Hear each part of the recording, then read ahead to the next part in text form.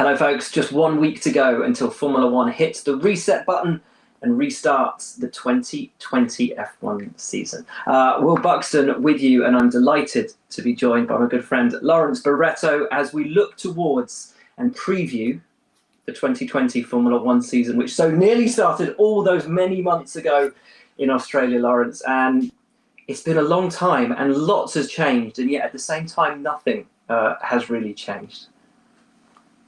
It seems a long time, doesn't it, since we were up in the early hours of the morning in Australia waiting to find out if the Australian Grand Prix was going to take place. That feels like a lifetime ago. It's been so strange not to have had, cars hitting the track for several months in a row. It's been strange to see drivers taken to e-racing, finding out what Twitch is, letting us inside their homes. It's been a very strange period, hasn't it, really? But I think everyone generally is I think everyone's just excited, isn't it? Everyone's excited to go back racing, but I think we've learned a lot during this lockdown period. Yeah, we really have. We've seen all the teams pulling together to help the global fight against COVID-19.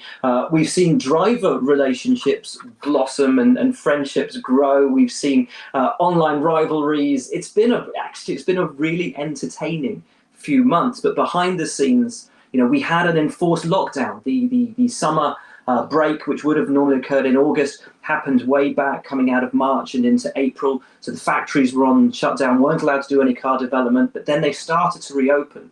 So when we get to Austria in 1 week's time, do you foresee many changes to have occurred from the lay of the land that we saw at the end of testing, or will it be pretty similar to where we were in March? I think in many ways, it's going to be the same and different. And what I mean by that is that obviously there hasn't been that much time that the teams have been allowed to work on the cars physically because of the shutdown. But there's been thinking time, and there's been time before the shutdown and after the shutdown. And these are the best people in the world working on these racing cars. And they are definitely capable of making gains in a short space of time. So I think we will see differences. I think the cars will look different. I think it'll be interesting to see how the drivers react, because as you touched upon earlier, they haven't raced for a very, very, very long time. So it'll be very interesting to see how they react. This is it, 7 months since we were in Abu Dhabi. That is probably the longest they've gone without actual racing, actually physically racing a racing car. Probably for their whole careers, other than the likes of, an Ocon or somebody who's sat a year out. 7 months is the long, and for someone like Lewis, who has been defending world championships, and champions always say it's harder to defend a championship than to win a championship. Anyone who thought he might have started to get a little bit tired or fatigued by the constant fight of defending that championship, they've just given him 7 months off. That's a rejuvenated, refreshed Hamilton coming. Well, all of them coming back rejuvenated and refreshed. I think there's going to be a real hunger out there. You're right. And I think that as if Lewis Hamilton needed any extra kind of bite, he's going to have that on top of the fact that that he can jump back in a car and be on it almost instantly. So I think it'll be really interesting to see what kind of Lewis Hamilton we see, but what other drivers we see. Max Verstappen could come back into the car and really kick on really quickly. I think we'll really see the making of a lot of drivers these days. And a lot of times people say it's the car that maybe hides the driver performance, but this is a real opportunity for the drivers to step up, I think. And I think that's what's quite exciting going into these opening sequence of events. And of course, over the last few months, we had driver announcements. Carlos Sainz will be moving to Ferrari alongside Charles Leclerc.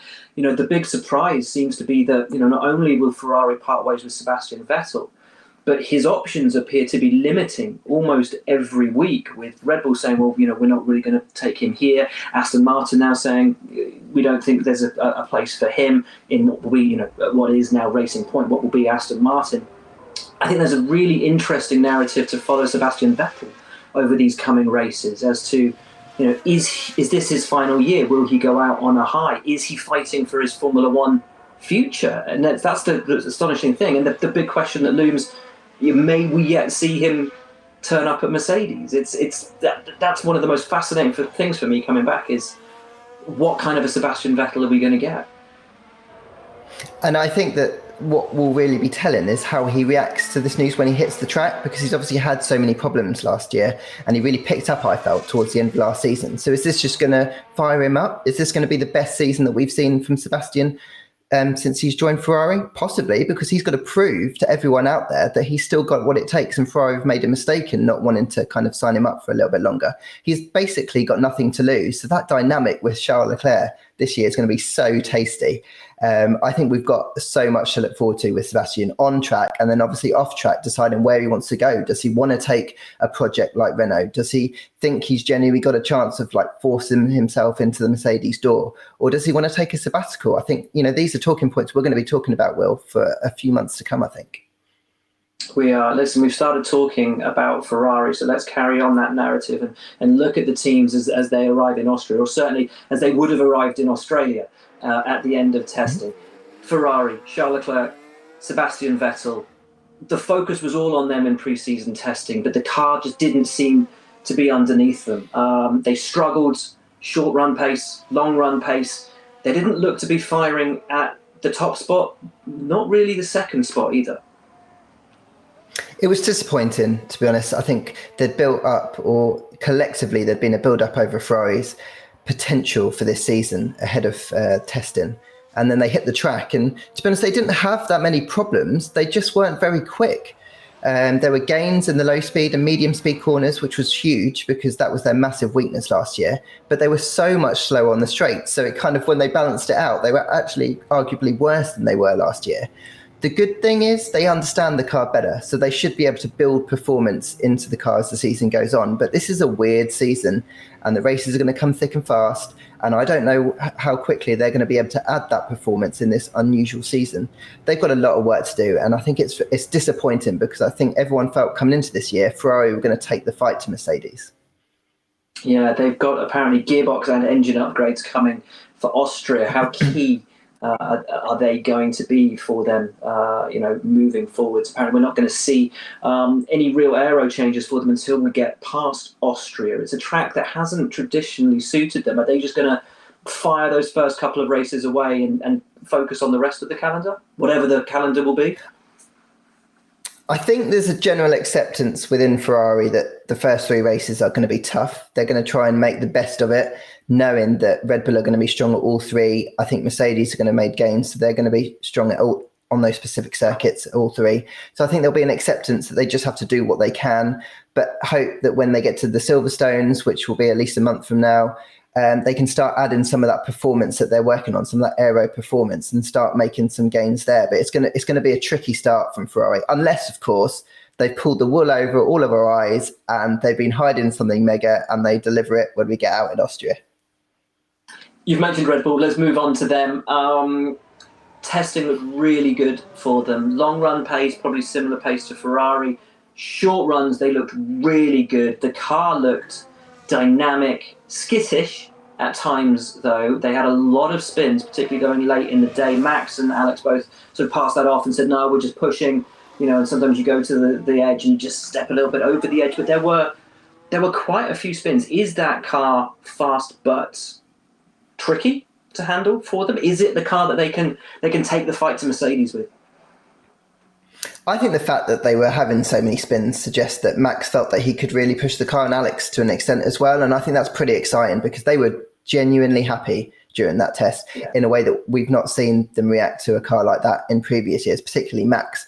Red Bull generally were pretty confident with how things went. I think that car is fast, and I think that Red Bull are a team that are capable of adding performance as the season goes on quickly. And that's why I think they're pretty confident going into this first three races. That they can really take the fight to Mercedes. They're probably not even worrying so much about Ferrari now. And that's a massive turnaround for Red Bull, given, 12 months ago. Yeah, it's huge. And when you look at the opening rounds, a double header in Austria, it's Red Bull homeland. They go so well there, and we've seen them win there over recent years. Then we go to Hungary. Again, Red Bull have always done well there. Max on pole position there last year. Could we leave these first three races with Max Verstappen leading the World Championship? We really could. And then I think that changes the whole dynamic of the championship, because Max throughout his career has looked quick, but what we've not seen is Mercedes really put under pressure. And I think if we end up Silverstone round 4 and Red Bull and Max have shown that they're leading the way, I think we're going to see the real Mercedes. We're going to see how they can react to pressure. And I think that's great. I think that's great for the championship. But I think this is Red Bull's chance, and they've really got to take it, I think. It's a fascinating part of the opening sort of segment of this season. We don't know what comes after these 8 races as of yet, but for the 8 races that stand, we've got 3 that suit Red Bull from the off. Then we go to 3 races, 2 at Silverstone, 1 at Barcelona, which should suit the Mercedes. Then 2 in Ferrari country, Spa and Monza. It's those first 8 just as that little bubble of racing. It could be a mega little mini championship all of itself. So let's move on to Mercedes, reigning world champions. They were bulletproof. Actually, no, let's not say bulletproof. They were fast in preseason testing, but they weren't bulletproof. Engine woes, not just for them, but for all of their customers as well. Is that a potential sign of weakness, do we think, for Mercedes, or will they be on top of it by the time we get to Austria? Well, I think that's the point. Well, I think if rivals would have felt reasonably hopeful that potentially that would have carried into Australia, but it's been several months now, months of thinking time for Mercedes.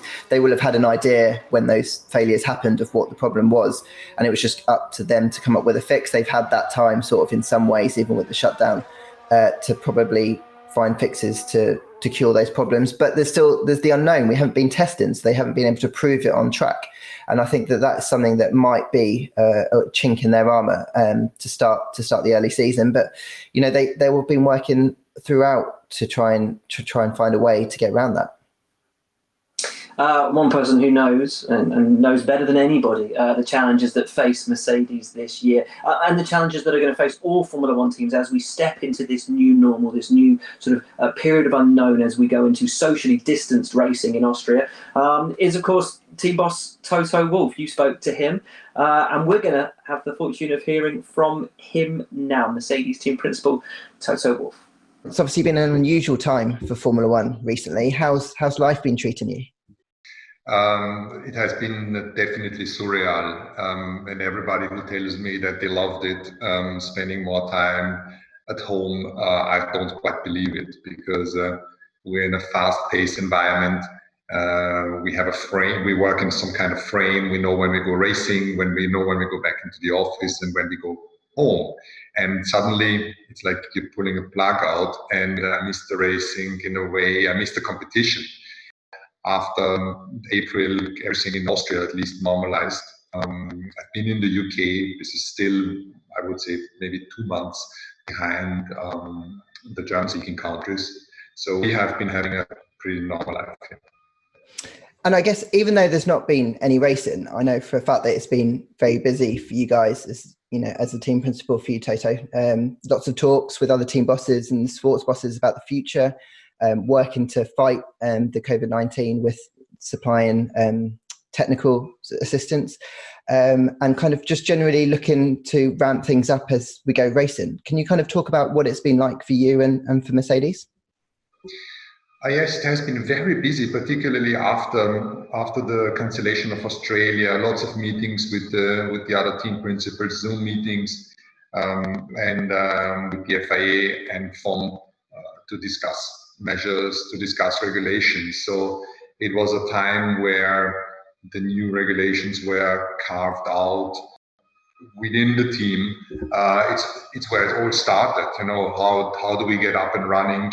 How do we manage the new rules with social distancing and protection for everybody? And that kept us very busy. And then obviously the elephant in the room is that with the 2021 cost cap kicking in, big teams, and particularly Mercedes, Ferrari, and Red Bull, we need to adapt. We need to change the processes, how we do things, how we develop, how we spend on innovation and R&D, and that is a Mount Everest to climb, and that has been the project that has kept many of us very busy. And not only all that, we had the big news earlier this month that Andy Cowell's obviously leaving. Huge name, done so much for you guys. But Mercedes have been here before. You've had high-profile names leave, and you've dealt with it. Can you talk a little bit about how it will affect Mercedes going forward? There's 2 angles to it. Obviously, Andy needed a new challenge, and I completely understand that. So he came to the decision in December that he wanted to do something else, and it was about reinventing HPP without this one single point of reference, because Andy is a very charismatic, very strong leader with a lot of skills. Now, as you say, we've been there before. Ross leaving, Bob Bell leaving, Paddy Lowe leaving, Aldo Costa leaving, Mark Ellis leaving, and we've been always able to replace with the next generation up. But equally, we've also realized in the past that there have been vacancies that we weren't able to replace from within. And James Allison is probably the prime example, joining a few years ago. And then just looking ahead to Austria, I'm glad that we finally got a date in the diary. We've got a calendar shaping up as well, and it's going to be a busy one. Lots going to look different. No fans, different protocols for you guys. You obviously did the test earlier this month as well to kind of run through those things. How well set are Mercedes for this unique Formula One challenge? I think we know what to do. I think we know that protecting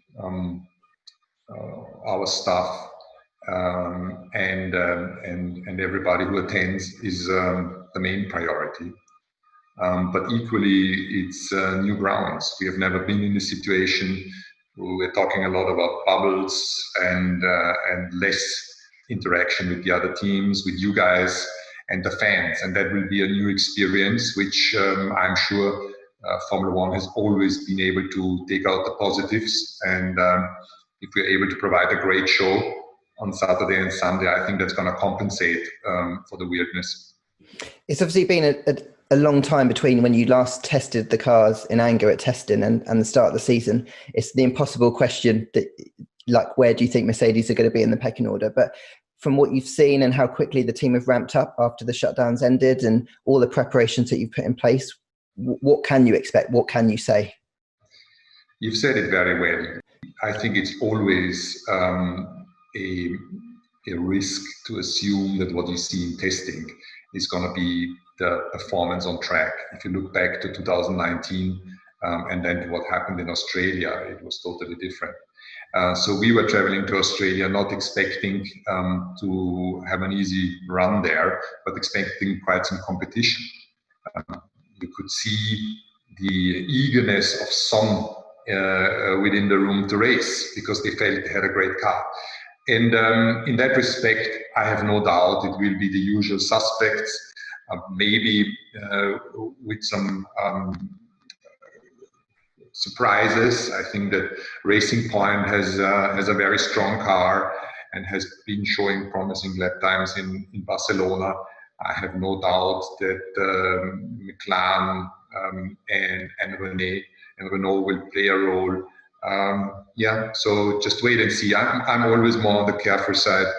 I think we will have a first indication Saturday afternoon at 3, and then on Sunday we shall see who has been able to have the best package.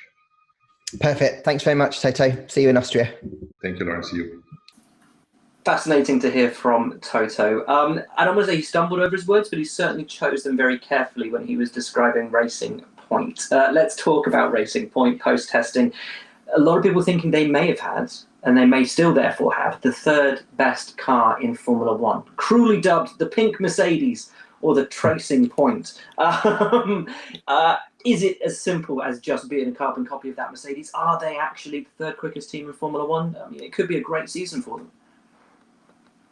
It could be an amazing season for them. Otmar described it as the best car that's ever rolled out those doors at their factory just over the road from Silverstone. You can see that there's a genuine delight across that team that they've got a car that they feel is capable of some really big results this year. It does bear a striking resemblance to Mercedes of old, but they've not broken any rules in what they've done. I think it's general excitement that they can take this package now that they've got the funding from Lawrence Stroll and really attack not only the front of the midfield, but go after those big three. And, they've set some quite bold goals as they become Aston Martin next year to tackle the top three, to be winning races. And we're going to see the first signs of that this year, if they really are capable of doing that, with a car that looks very, very, very strong. So I think it'll be interesting to see how they can progress through the season. Andy Green's already said that there'll be one upgrade. Once that comes, there will be no more, because they want to shift their focus to next year. And I think you'll see a lot of teams doing that. But I think it's very exciting to see what that team can deliver, because they're a ruthlessly efficient team, aren't they? Yeah, they really are. They've been testing, well, not testing. They had a filming day with their 2020 car. A lot of other teams have actually had full days of testing with a 2-year-old car. Do you think that'll make a difference that they've been able to run their 2020 pink Mercedes? I think it will. I think it will help them that they've had the chance to run modern day machinery, just because all of the protocols will be exactly the same as what they'll be experiencing when they go racing in Austria, compared to a team that's using an older car. But obviously, Lance will have got fewer laps because of the restrictions on testing and new machinery, whereas the likes of Sebastian Vettel and Charles Leclerc, who tested the Ferrari earlier this week, the older Ferrari, had no restrictions on mileage. So you might argue that they'll probably be able to shake off the rust a bit better than Lance. But I think generally speaking, there won't be a great deal of difference between testing a new car and testing an old car. And that's why teams like McLaren and Williams won't be too upset that they haven't run a private test before we get going in Austria. You mentioned McLaren there. They haven't run a private test of a Formula One car, but Lando and Carlos were both in Carlin F3 cars at a very wet Silverstone. How do you think McLaren are going to fare this year? The MCL 35, of course, the first proper James Key car. Interestingly, obviously, an evolution from last year's car, but a completely different philosophy in terms of what they've put out. How did testing go for them? I'm really excited about McLaren. I think that testing was a step on from last year. Ever since those drab Honda days where testing was a nightmare for them, things just got better year on year since for them, and it wasn't so miserable.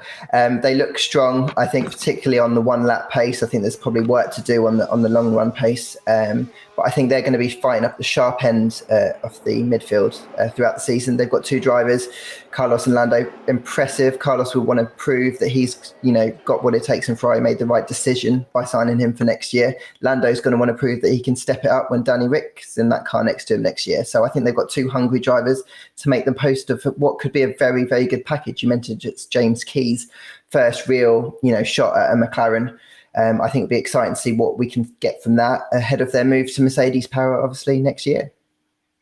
Yeah, it's big times for McLaren, of course, to see if they can maintain that position. They want to maintain 4th in the Constructors' Championship going into next year. Can Renault stop them? Obviously, their power unit provider, although it doesn't look like that relationship's going to end all that happily. Some acrimony between McLaren and Renault as McLaren move back to Mercedes engines. Of course, McLaren taking Renault's star driver, Daniel Ricciardo, for 2021. How's their preseason looked? Because let's be honest, we went to the launch in Paris. The car wasn't there. The drivers hadn't seen it in the flesh. They'd only seen renders of it. When it arrived at testing, we learned that they're still using the 2019 tub. They've just developed parts around the car that Cyril Abiteboul said were for performance only. This is now the basis of their car that they're going to have all the way through 2021 as well, with the new regulations being delayed for another year. So that tub, that 2019 tub, will essentially have to see them through 3 seasons. Is that going to be enough? It's not ideal. I think they'll admit that. But their argument will probably be that they can at least change the aerodynamic surfaces, and that's where the performance is going to be. Testing wasn't that impressive starting off with, and then as the test moved into the second week, I think if you really dug into the data, there were some really impressive data points that came out of that. Their long run pace of all the teams was the most improved since Abu Dhabi last year. I remember watching a lap with Esteban Ocon in the Renault Hospitality when he was watching Danny Rick out on track, and Danny looked quick, and even then Esteban was like, no, there's more to come, from this car. And I think that's encouraging, because if it was looking quick and it was still not getting the maximum performance, I think that the teams and the other teams in the midfield will be quite concerned that, Renault have really stepped it up this year. The proof, of course, is in the pudding. Renault disappointed last year with the package that they had, and there was optimism, ahead of the year. So I think we need to be careful about making too many sweeping, hopeful statements about them. But I think that it was generally encouraging. Danny Ric and Esteban Ocon are pretty comfortable, at least at the end of testing, with the package that they've got. Are they on the same level as a McLaren, or are they ahead? Because again, and it's so difficult after testing because you never know who's running what fuel levels or whatever. But long run pace, some people had them pitched third behind Mercedes and Red Bull. Obviously it's impossible to say, but does that seem realistic? I think so, because I think when they put fuel in the car, it looked out on track quick. It didn't look cumbersome. The data point showed, from the lap times that it was quick. The way that the tyres reacted was encouraging for the drivers. So I think that I do think that on a long run pace on a Sunday afternoon, Renault are going to look pretty good. The question is whether they can get themselves in a position on qualifying day to make the most of that pace on Sunday, because if they're buried in the midfield, they're going to struggle to get through the pack, as we've seen many times. So I think it's important that they improve their one lap pace. But no, I genuinely think Renault are going to be in the fight. It's going to be so close between them, Racing Point and McLaren, and that midfield bite's tasty. And then we come to, I guess, sort of the lower reaches of the midfield battle. AlphaTauri used to be known, of course, as Toro Rosso. New look for them, new colour scheme. Do they have a car, though, to match this new sort of very funky look?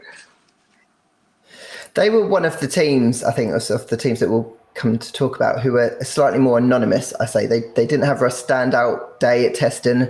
There was no kind of standout area where anyone thought, oh, look, that area of the car looks really strong. But that doesn't mean that they haven't made gains beyond last year. I tend to try and take my cue from the drivers because, they feel the car, they can compare it to last year. And, Pierre and Danny Kvyat were pretty happy with, what they felt. Obviously, it's impossible to compare relative to their rivals, but a happy racing driver is normally a good thing, I think. And they weren't really picking too many holes out. And so I think that's probably encouraging for them. It's going to be difficult, for a team of that size, with that budget to, tackle the three teams we just talked about, McLaren, Racing Point and Renault. But I think that they're going to be there or thereabouts. And, we saw last year, they took their opportunities. They got 2 podiums. Danny and Pierre got 1 each, when it was afforded to them. So there's no reason why they can't, take opportunities again this year. And what about Haas? Difficult pre-season for them, particularly for Kevin Magnussen, who didn't get anywhere near the number of laps that he would have wanted on the board. Are they going to struggle when this season starts, given that they've not had... we're looking back to February now as our pre-season, but they didn't get the number of laps they wanted. They didn't get the experience of the car that they perhaps would have needed. I think Günther Steiner's never afraid to say what he thinks, but at testing, I thought he was impressively tight-lipped about what was going on at that team, which isn't good for Series 3 of Netflix, I suppose. But going ahead, looking kind of at their core form, I think that there was gains there. I think what they've got is the core understanding of the car. So even if they weren't particularly quick and they didn't get the laps, like you said, Kevin didn't get the laps that he wanted, I think they have a better understanding of what that car does. And it might take them a little bit longer to add performance going forward. But if they can at least got a base to work on, which was the problem they didn't have last year, where we saw time and time and again, weekend on weekend, they didn't know what was going on. So they just need a car this year that they understand from the off, even if it's a little bit slower than everyone else. And then they can build on that as the year goes on. So I think there were encouraging signs from Haas, even though kind of on the face of it, it didn't look brilliant. Talking about not looking brilliant, Alfa Romeo, not the best of pre-seasons for them. You talk about AlphaTauri being anonymous. Alfa Romeo were at times anonymous, at times quite disappointing through that pre-season.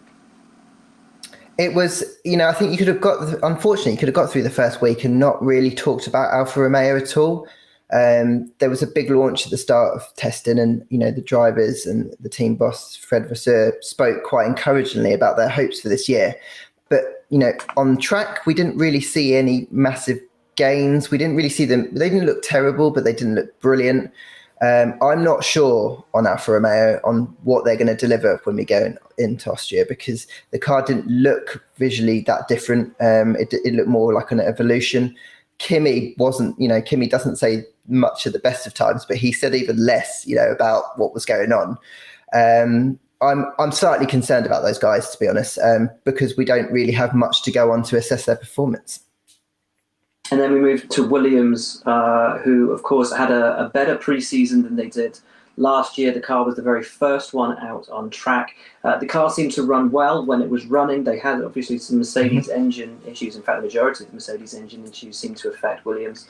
But a better preseason. I mean, it doesn't look like they're going to be, competing for top honours in the midfield. But do we think they can at least garner some respectability back this year? I think so. I think in many ways, Williams have sort of already won, because testing was, they had a car ready to go. They completed testing. They got a decent amount of mileage under their belts. The drivers are prepared this year, much better prepared than they were going into the first race of the season last year. Obviously, there's been some tricky times over lockdown. They're considering a sale or partial sale of the team. They've lost their title sponsor, Rocket. But there's a general confidence, as there seems to always be at Williams, that they can find a way through this. Looking at the data points, I think that Williams are going to be able to haul themselves onto the back of that midfield, because last year they were basically racing each other. And you could, George Russell said on a number of times that he wasn't that excited, by the prospect of a Sunday afternoon, because it would just be him racing Robert Kubica. But I think they are going to have hauled themselves on to the back of that pack. And then it's just the case of them taking their opportunities. George and Nicholas showing what they can do behind the wheel, making some passes, showing that this team is making progress, because that's what they've got to show this year. That the last couple of years just been a blip, like Claire continues to say, just a blip, and that they're moving forward. So it'll be interesting to see if that kind of transpires when we hit the track in Austria.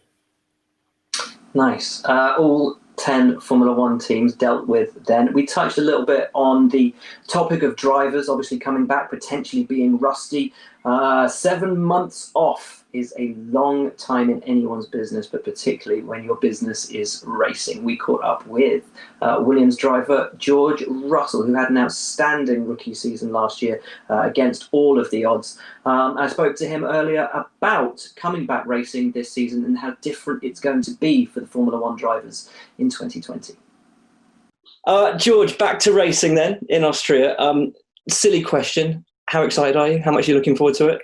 Very excited. It's been a long break, longer than our winter breaks, I think. Is it? It is longer than our winter breaks, yeah. I guess. So, really excited. Obviously, I've been doing a lot of racing virtually. It's good. It's not the real thing. Miss that thrill and buzz of, jumping in a Formula One car, engines firing, and driving out of the garage to do some laps. So, really excited for it. Look, this, as you said, this is the longest break we've ever had. It's the longest break you've probably ever had in your racing career as well. Same with every single one of your rivals. What does that do to you from a physical perspective, from a mental perspective?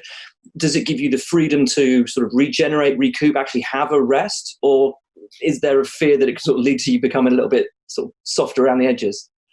I think... there was parts of it that would be good to have a bit of a rest, but obviously because this came at the start of the season, we'd already had our winter break, our rest from the end of last year, and we were all ready to go. Obviously, when we was in Australia, we was ready to get racing. What it's going to do to us, I don't know. I've jumped on the sim. My first 5 laps were absolutely terrible, but by my 12th lap, I was actually quicker than what I was prior to Australia on the same track, same setup, as everything exactly the same. So I was quite shocked by that, to be honest. And I felt like I got back into it, and it took me a little while to remember some of the procedures we had to do and just the way I worked with my engineers.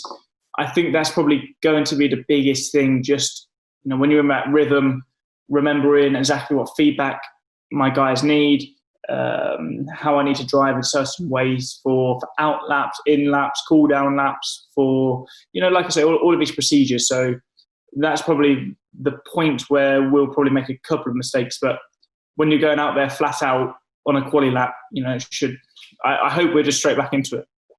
I imagine the driving part of it is almost muscle memory, but as you say, it's the small things that we probably don't even realize that you do in a session that you have to remember. Do you think it's going to take you guys long to get back into it, or will it be a couple of laps into FP1 and you're all like, okay, right, we're back in it now? I think, like you say, it's from a qualifying perspective, when it's just everything on the table, everything you've got. I think that's just going to be like riding a bike, to be honest. I think essentially you've either got it or you don't, and you understand, how you need to drive for a lap like that. But when it does come to the race, you've got to manage your tyres, manage your brakes, the engine temperature, attacking, defending, engine modes, talking to engineers, giving them feedback. That's probably the point that will be probably most difficult, because that's the part that requires probably the most skill. There's a lot of finesse involved to really optimize your whole package, and that's probably the part that will take a little bit of time to get used to. But I've done like a lot of looking back on over my notes and how I was preparing for Australia, how I ended Abu Dhabi last year, and when I went into the simulator, how I need to approach the race. So fingers crossed, we should be in a good position. And from a physical perspective, obviously you spend your winters doing the majority of your training, getting yourself to a point that you can hit the ground running in Australia. As you said, we got there, you're ready to go, and then you're off for another 3 months of not racing. And normally the racing is what keeps you at your peak sort of physical position. How have you maintained that without racing for the last few months? Well, I mean, you can, like I say, there's only so much you can do in the gym to build your neck strength, which is the main thing for us. The main thing is just racing, just driving. It's people often talk about race fitness or match fitness in football or whatever, and it's absolutely true. You could probably get the fittest bloke in the world, or Mo Farah on a football pitch. When he plays football, he might struggle compared to the guys who are playing football week in, week out. And I think it's likewise with us. You could get the bloke with the strongest neck in the world, but throw him in an F1 car and he'll probably struggle because he's just not used to it. And, we know exactly what we need to be doing to maintain that strength, to try and build that strength. But there's nothing like driving, 60 laps around Silverstone, flat out through Cops almost every lap with 5G of force through our body and through our neck that, your body gets used to. So, fortunately, Austria is a relatively easy circuit from a physical perspective. So we should, 2 weeks there, we'll get back into it. Do you think we'll see anybody struggling when we get back? Maybe. I don't know. Now, like I said, Austria is definitely one of the easiest, because obviously you've got the long straights. You do have the high-speed corners at the end of the lap, but you've always got a bit of a time to rest. And I think the hardest corners I find physically are the corners that go on for just a long duration. A surprising one for me is actually Brazil, the last corner, which is not even a corner, just up the hill round the straight, and you're just flat out. You're just turning left a little bit, but you're in that position for about 10 seconds, and your neck is just getting more and more tired as you're going through, in comparison to a Cops where it's just a quick, Yeah. And Brazil's an anti-clockwise circuit as well. Exactly. So the two long left-handers are... Exactly. Yeah. Just as well we're not starting at Spa or Silverstone, I guess. Yeah, exactly. Easy win with Austria. You have been racing, though. I think you made the point a couple of days ago. You're now F4 champion, GP3 champion, Formula 2 champion, and F1 virtual champion. How much fun has it been? But also how important has it been to sort of keep firing, keep racing? It's been incredibly fun. Like I said, I first started out as a bit of fun with my mates to do it. Then I soon learned they're pretty damn fast and pretty competitive. So I was like, well, obviously I'm at the back of the grid in real Formula One. I don't want to come here and not be competitive. So, I put a bit of effort in, put a bit of work in, and just having that competitiveness was great. Gave me that opportunity to stay sharp. And, even though it's virtual, when you get to the real race, there's still a lot of things very similar, in the sense of you still got to go out and qualifying. You've got almost 3 laps to do the job. And if you don't do the job, then you're going to be at the back of the grid, and you still got that pressure because, all 20 of us, or let's say 10 of us in the virtual Grand Prix, You could all do a quick lap time in practice, but when it comes to quali and you've got to do the job and that pressure's there, it's a different story. And also a race start, cars around you waiting for the lights to go off. When you're sat on the grid and you've got those 5 red lights coming on, you're quite anxious and ready to let go of the clutch. And that's the same in the virtual world. And just little things like that, I'm sure, definitely didn't hurt at all. Always good to hear from George. He's such a good talker, and just giving us an insight then into how the drivers will cope with a return to racing. How do you think we are all going to return to racing, Lawrence? Because while this has been the norm for us for many years, it's not going to be normal when we go back. It will be very different to what we're used to. It's going to be so different. So we're flying off, obviously, next Wednesday, Will. And I think when we get there and we walk into the paddock for the first time, it's going to have a very different feel. There'll be no motorhomes. There'll obviously be no fans in the grandstands. Teams will have to keep to themselves. It's quite a sociable sport. You always see, team personnel from other teams, mixing, chatting, having a coffee together, in the small amounts of downtime that you get. And there'll be none of that because everyone will kind of have to keep separate and focusing on their job and making sure that we don't have any spread of the virus through the weekend, so we can kind of just crack on with the racing on track. So it's going to be strange. I'm not quite sure what to expect.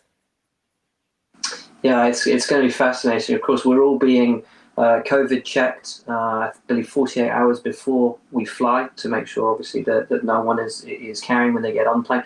PPE from the second that we get to the airports, on the plane, all the way through that weekend. And as you say, staying in our own bubbles throughout the weekend, not leaving the hotels. We've got three down days in between the two races. We'll be staying in the hotels for all those, no doubt watching a lot of television and getting our German language skills a little bit better, trying to figure out what's on TV. But it's going to be very, very different, as you say, at the track. For us in our profession as journalists, as broadcasters, you have to talk to people all the time to find out what's going on, and we can't go more than, or less than, I should say, 2 meters with people, not for more than 15 minutes. We've got to very much stay within our little bubbles and not mix and match. It's going to be it will be racing. It's life, Jim, but not as we know it. It's going to be a very different normal. And also, in terms of the racing itself, in terms of the interviews with the drivers, podium ceremonies, the handing over of trophies, all these things will be done in a very different way. The grid will be completely different. Putting together any of our shows, you writing your articles, every single facet of how we do our jobs, every single facet of how the teams do their jobs, spacing in the garage. The team's already limited to, I think it's 80 people, 80 personnel across the board per team. It's going to be a very, very different way of racing. It's definitely a cautious approach, but I think given the scale of the pandemic, that's the best thing that we can do. We want to keep everyone safe, and taking these precautions is the best way to do that. I think we'll find a way to get around some of the difficulties that we have. We'll have to spend more time, I guess, on WhatsApp and on our phones, communicating with people, on Zoom, having Zoom calls. There's ways around it, as we found out during this lockdown period. It's just not going to quite be the same. And I'm quite intrigued to find out how kind of we evolve when we're over there, Will, in terms of getting information, seeing what's going on, trying to package it then in a way to then tell everybody who isn't in Austria what's going on. But we'll find a way. There's always a way. It's going to be fascinating to see how the teams operate as well. Obviously, some of them have already got, as you were describing, their processes in place, having done full testing days, wearing the PPE that they're going to need to wear in the garages. But how will that affect a team under pressure? Let's say somebody has a crash during FP3. There's very little time to get that car rebuilt in time for qualifying in a garage that will have limited staff numbers and be running under these socially distanced protocols. The nature of running a Formula One car means that people are in very close proximity. That's just the way it has to be. People need to be reaching over each other to do this and that, making fixes here and there. And that they need to try and limit that as much as possible, which just essentially means everything's going to take much longer. And we're used to seeing teams like impressively change engines if they need to, rebuild parts of the cars if there's been accidents. And we've seen them do that and get them out in time for sessions, but it's always been really close. Now just adds an extra amount of time onto that. And there's going to be teams who aren't going to be able to do it just for the fact that they just can't physically have enough time to make all those changes. So it's going to be hugely challenging for the teams. It's good that they've had time to practice and they'll get quicker, obviously, as time goes on. But I feel like in the initial races, that's going to be a real talking point. I think it's going to be how drivers behave out on track and making sure they protect the car. Keeping off the curbs in Austria is going to be a big thing because they can't really afford any massive damages and forcing rebuilds. I think we're going to see the way that everyone approaches the race weekend, even the drivers, changing for this new normal. As you say, in a truncated season with an as yet sort of indeterminate number of races, any mistake could potentially have a huge knock-on effect. It's going to be fascinating to see how it all plays out. Let's talk tech very quickly as we come to the end of our discussion. Obviously, we saw that the teams and the cars all launched pre-season and run pre-season. We're not expecting any major differences. Let's start at the top at Mercedes. Of course, the headline was DAS over pre-season testing. But while all the focus was on that, I think maybe it took away from the fact that here was a car where Mercedes could have played things safe. They could have just gone for an evolution of the W10, which had been so dominant, and instead they went for innovation everywhere. They've really pulled out the stops and gone for something that is, doesn't maybe necessarily look all that different, but as James Allison insists, it is a comprehensively different car to what went before. They just have this supreme ability, don't they, Mercedes? Just year in, year out, be top of their game, bring new bits to the car, not just at the start of the season, but relentlessly through a season.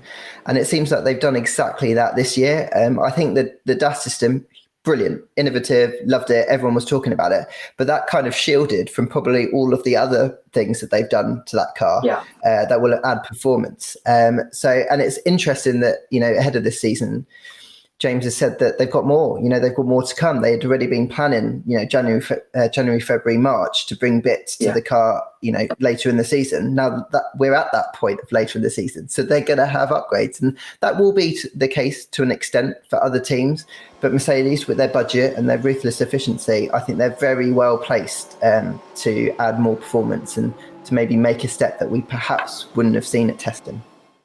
Yeah, as he said, I believe there's a chunk of developments we're going to see in Austria, which is probably quite terrifying if you are any of Mercedes' rivals. But you're right, you've got a quarter of a year's worth of development that all those top teams are going to be wanting to now put into effect now the factories are back up and running, take them from the drawing boards and actually realise them and bring them to the track. So a lot of interest at Mercedes, not just with that DAS and the front suspension, rear suspension, a lot of interest around that from rival teams.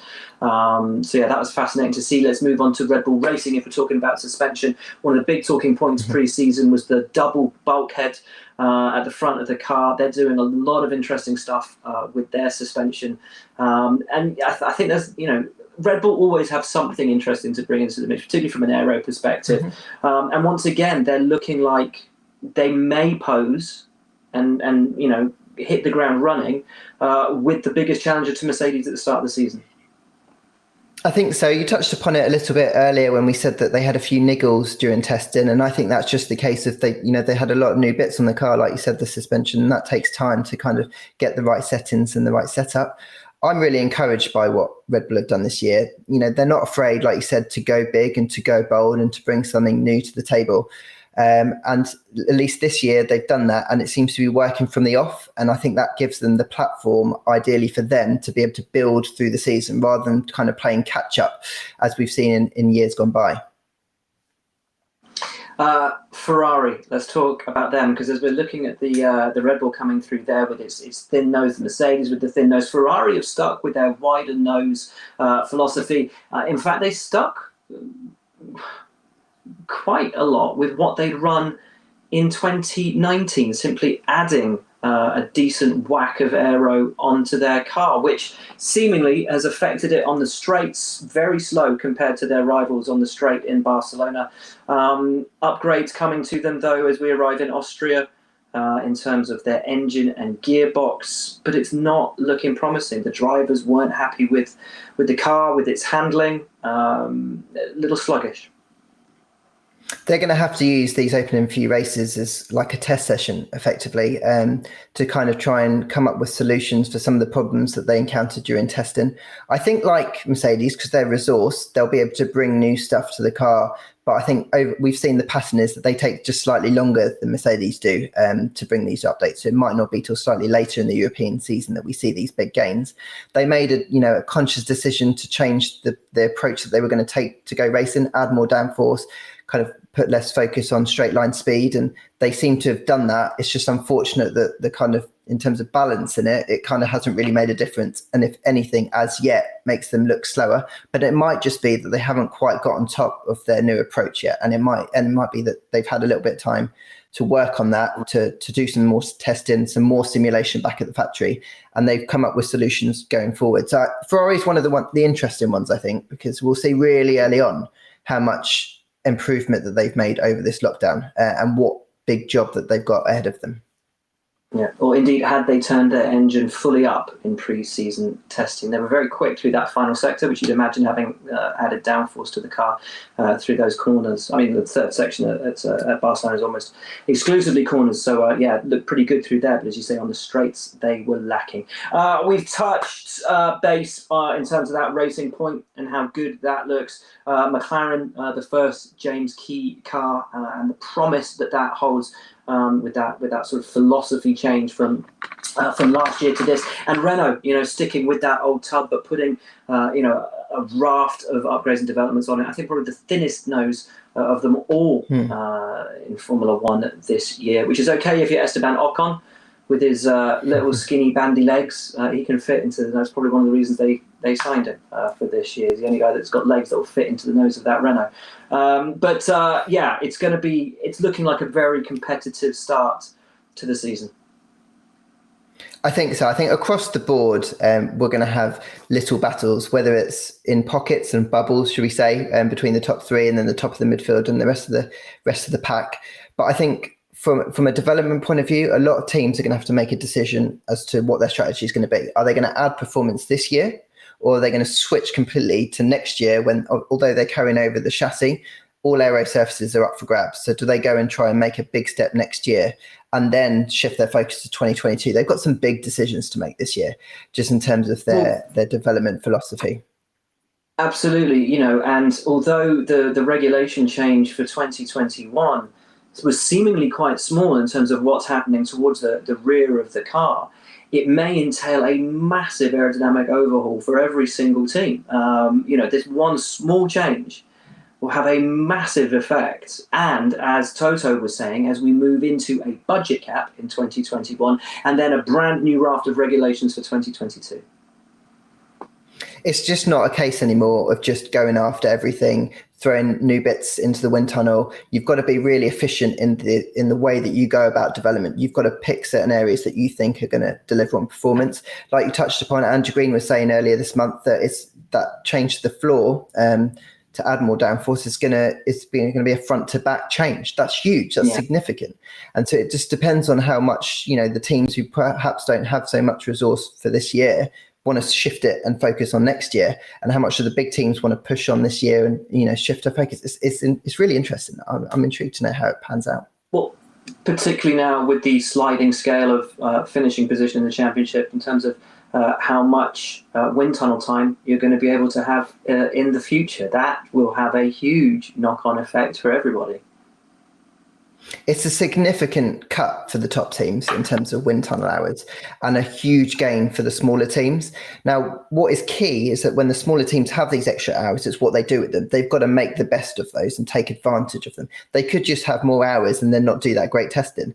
So I think it's key that the smaller teams maximize those extra hours. And gradually, I think over a number of years, and it's not going to be a work of a moment, over a number of years, we're going to see this pack gradually get closer. And hopefully that means more unpredictable results, more unpredictable racing, chances for smaller teams, and the bigger teams just having to work harder, and be more efficient. And that in itself is quite a great challenge.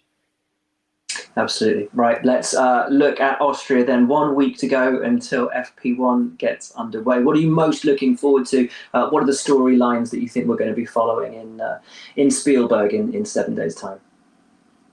The thing I'm most looking forward to is just seeing a car on a racing track. I think that's going to be, I think we're going to be buzzed. We're really looking forward to seeing what the teams have done in the few weeks that they've had between shutdown and going racing. What they've been able to pull out the bag, what rabbits have they pulled out the hat? Because there will be some big changes from either a protocol point of view, an operating point of view, even some new bits and pieces. So I'm intrigued to see what happens there. I'm just excited to go racing again, I think, to see everybody, to see how things have changed over the shutdown. And also to see how drivers like Sebastian carry themselves after all this big news happened over lockdown period. Same for Carlos and for Daniel, to see how they kind of carry themselves with their team. Are they going to have an extra bounce in their step now because they know that their immediate future looks really exciting?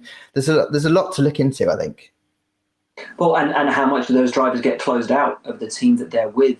Over this season, we haven't even had the first race of the year, and their team already knows that their driver's leaving them for someone else next season. How much will Seb be closed out of things at Ferrari? How much will Daniel be closed out at Renault? How much will Carlos be closed out at McLaren?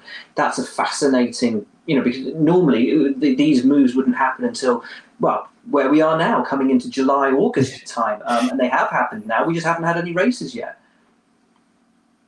I think it will be, what will naturally happen is they won't be privy to certain meetings about next year.